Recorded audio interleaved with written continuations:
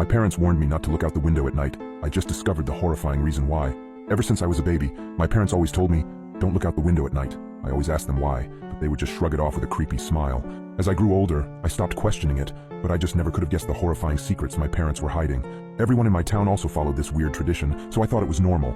That was until I went to college and noticed that none of the other kids were like this. So during Christmas, when I went to my parents' house, I remember them telling me not to look out the window.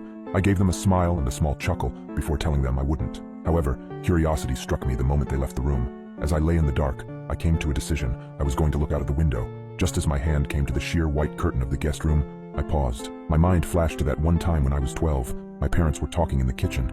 I was home with the flu and was about to make my way to the sink for some water, but I stopped at the doorway.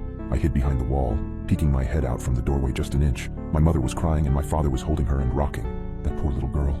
I feel horrible for her family, whispered my mother. My father just nodded and continued holding her.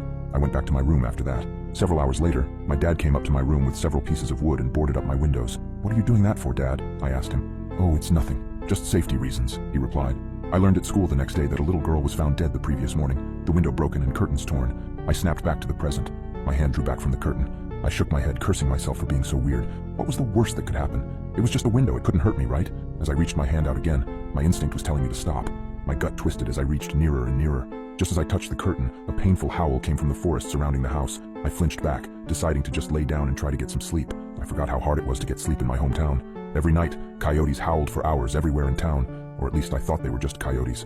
The next night, I woke up in a cold sweat. I glanced over at the alarm clock next to my bed. It was midnight. I groaned and sat up in bed. A low growling sound from outside of my bedroom window. I thought back to last night and decided that I had made up my mind about looking out. I thrusted my arm towards the curtain and pulled back hard, almost ripping it away from the rod. I flattened myself against the wall next to the bed for a moment before I put one eye in front of the window. I immediately regretted my decision as I heard claws clacking up the house. I flung myself out of bed, tumbling on the floor. I stood up and got back up on the bed. I stuck my face closer to the window as the clacking got closer and closer. It suddenly stopped for a second before the most terrifying creature popped up from outside, emitting a horrible shriek as it did so.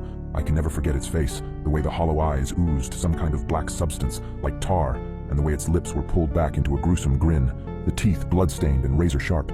It looked like it had 4 limbs, its front 2 slamming on the glass and pounding. As I was frozen in front of the window in terror, my parents burst into the room. My father held a shotgun. He marched up to my bed and yanked me away from the window. He pointed his shotgun at the creature, shooting a bullet at it.